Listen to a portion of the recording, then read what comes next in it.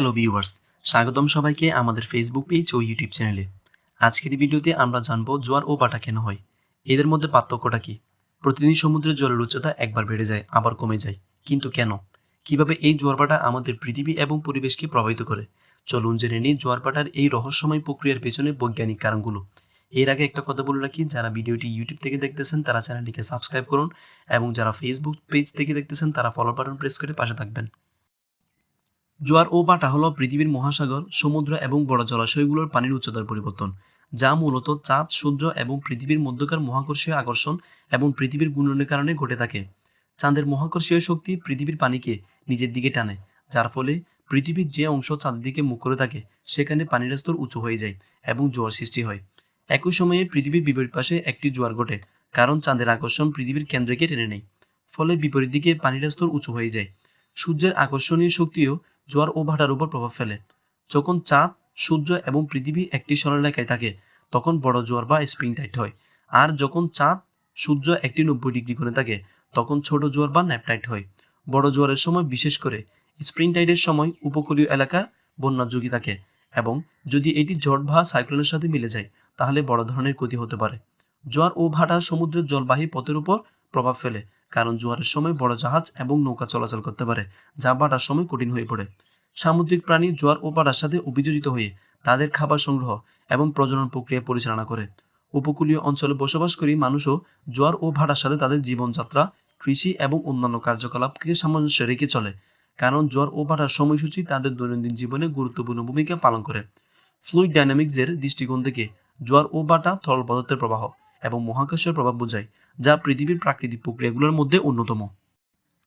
জোয়ার ও ভাটা পৃথিবীর সবচেয়ে চমকপ্রদ প্রাকৃতিক প্রক্রিয়াগুলোর মধ্যে একটি, যা পৃথিবীর জলবায়ু, পরিবেশ এবং জীববৈচিত্র্যের উপর গভীরভাবে প্রভাব ফেলে। চাঁদ এবং সূর্যের মহাকর্ষীয় শক্তির কারণে মহাসাগরের পানির স্তর প্রতিনিয়ত ওঠানামা করে, এবং এর ফলে বিশ্বের সমুদ্র উপকূলের ধরন প্রতিনিয়ত পরিবর্তিত হয়। সমুদ্রের জোয়ার ও ভাটার এই ক্রমাগত পরিবর্তন উপকূলীয় অঞ্চলের ইকোসিস্টেম এবং সেখানে বসবাসকারী প্রাণীদের জীবনে গুরুত্বপূর্ণ ভূমিকা পালন করে।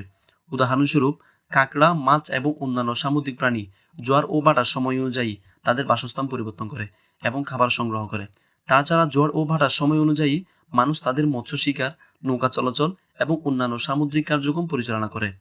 চাঁদের অবস্থান এবং পৃথিবীর ঘূর্ণন এই প্রক্রিয়াকে নিয়ন্ত্রণ করে, যার ফলে জোয়ার ভাটা পৃথিবীর বিভিন্ন স্থানে বিভিন্ন সময়ে ঘটে। উপকূলীয় অঞ্চলের সামুদ্রিক মানুষের জন্য জোয়ার ও ভাটা একটি গুরুত্বপূর্ণ বিষয়, কারণ এটি তাদের দৈনন্দিন জীবনে গভীরভাবে প্রভাব ফেলে। এছাড়াও বড় জোয়ারের সময় কিছু অঞ্চলে প্লাবিত হয়ে পড়ে, যা সঠিকভাবে পূর্বাভাস করা না গেলে বড় ধরনের ক্ষতির কারণ হতে পারে। অতএব জোয়ার ও ভাটা বিজ্ঞানকে সঠিকভাবে বোঝায় এবং এর প্রভাবগুলোর উপর নজর রাখা অত্যন্ত গুরুত্বপূর্ণ। বিজ্ঞানীরা বছরের পর বছর ধরে এই প্রক্রিয়াটি নিয়ে গবেষণা করেছেন। এখন আমরা জানি কিভাবে এই প্রাকৃতিক ঘটনা পৃথিবীর জীবনের প্রতিটি ক্ষেত্রে প্রভাব ফেলে। জোয়ার ও ভাটার সময়সূচি এবং এর প্রভাব বোঝা যায় ক্যালেন্ডার এবং প্রযুক্তিগত ডিভাইসের সাহায্যে, যা মানুষকে তাদের কার্যক্রম পরিচালনা করতে সাহায্য করে। মোট কথা, জোয়ার ও ভাটা পৃথিবীর প্রাকৃতিক পরিবেশের একটি অবিচ্ছেদ্য অংশ, এবং এটি আমাদের গ্রহের জীববৈচিত্র্য এবং মানুষের জীবনযাত্রার উপর গভীরভাবে প্রভাব ফেলে। জোয়ার ও ভাটার প্রভাব শুধু সমুদ্রের পানির উচ্চতার পরিবর্তনেই সীমাবদ্ধ নয়, এটি বৈশ্বিকভাবে অনেক দিক থেকে গুরুত্বপূর্ণ। চাঁদ এবং সূর্যের মহাকর্ষীয় শক্তির কারণে এই প্রক্রিয়াটি ঘটে, এবং এর ফলে মহাসাগরগুলোর জলস্তরের উঠানামা পৃথিবীর বায়ুমণ্ডল ও জলবায়ু পরিবর্তনে ভূমিকা রাখে। বড় জোয়ার বা স্প্রিং টাইডের সময় সমুদ্রের জলতল আশ্চর্যজনকভাবে বৃদ্ধি পায়, যা উপকূলীয় এলাকায় বড় ধরনের বন্যার কারণ হতে পারে। বিশেষ করে যেসব এলাকায় সমুদ্রের তীর খুব নিচু, সেখানে এই সময়ে ফসলের ক্ষেত, বসতবাড়ি এবং অবকাঠামোর উপর বড় ধরনের ক্ষতির ঝুঁকি থাকে। ভাটার সময় যখন পানির স্তর নিচে নেমে যায় তখন সমুদ্রের তীরে নতুন ভূমি উন্মোচিত হয়, যা কখনো কখনো কৃষি এবং অন্য কার্যকলাপের জন্য ব্যবহার করা যায়। তবে একই সাথে ভাটার সময় কিছু এলাকায় পানির অভাব দেখা যায়, যা কৃষি, মৎস্য এবং দৈনন্দিন জীবনের সমস্যার সম্মুখীন হতে হয়।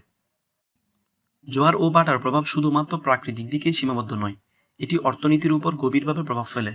বন্দর এবং নৌবহরগুলো তাদের কার্যক্রম পরিচালনার জন্য জোয়ার ও ভাটার উপর নির্ভর করে। জোয়ারের সময় বড় জাহাজ এবং নৌকা সহজে বন্দরে প্রবেশ করতে পারে, যা ভাটার সময় কঠিন হয়ে পড়ে। এছাড়া কিছু জায়গায় বিদ্যুৎ উৎপাদনের জন্য জোয়ার ও ভাটা ব্যবহার করা হয়। উদাহরণস্বরূপ, জোয়ার বিদ্যুৎ কেন্দ্রগুলো জোয়ারের সময় পানির প্রবাহ ব্যবহার করে বিদ্যুৎ উৎপাদন করে, এবং এটি একটি নবায়নযোগ্য শক্তি উৎস হিসেবে ব্যবহৃত হয়। জোয়ার ও ভাটার প্রভাব সামুদ্রিক জীবনের জন্য গুরুত্বপূর্ণ। কাঁকড়া, ঝিনুক এবং অন্যান্য সামুদ্রিক প্রাণী তাদের প্রজনন এবং খাবার সংগ্রহের জন্য জোয়ার ও ভাটার সময়সূচির উপর নির্ভর করে। কিছু সামুদ্রিক প্রাণী শুধুমাত্র জোয়ারের সময় তীরে উঠে আসে, আবার কিছু প্রাণী ভাটার সময় খাদ্য সংগ্রহ করে। এই সময়সূচি অনুযায়ী সামুদ্রিক জীববৈচিত্র্য পরিচালিত হয় এবং এর ভিত্তিতে সমুদ্রের ইকোসিস্টেমের দায়িত্ব বজায় থাকে। পর্যটন শিল্পেও জোয়ার ও ভাটার প্রভাব রয়েছে। অনেক পর্যটক জোয়ারের সময় সমুদ্রের সৌন্দর্য উপভোগ করতে সমুদ্র তীরে যায়, আবার ভাটার সময় তীরে বেড়ানোর সুযোগ নেই। উপকূলীয় অঞ্চলগুলোর পর্যটন অর্থনীতিতে জোয়ার ও ভাটার প্রভাব গুরুত্বপূর্ণ ভূমিকা পালন করে। সমুদ্রের আশেপাশে থাকা হোটেল, রেস্তোরাঁ এবং অন্যান্য পর্যটন সম্পর্কিত ব্যবসা এই সময়সূচি অনুযায়ী তাদের কার্যক্রম পরিচালনা করে। সবশেষে, জোয়ার ও ভাটার এই প্রক্রিয়া আমাদের গ্রহের প্রাকৃতিক ভারসাম্য রক্ষায় গুরুত্বপূর্ণ ভূমিকা পালন করে। এটি শুধু সমুদ্রের পানির স্তরের পরিবর্তন ঘটায় না, বরং পৃথিবীর অনেক প্রাকৃতিক এবং মানবিক কার্যক্রমে প্রভাব ফেলে। এই প্রক্রিয়ার মাধ্যমে পৃথিবীর জৈবিক এবং অর্থনৈতিক ব্যবস্থায় নির্ধারিত হয়, এবং এর মাধ্যমে আমরা আমাদের পরিবেশ এবং জীবনযাত্রাকে আরও ভালোভাবে বুঝতে সক্ষম হই।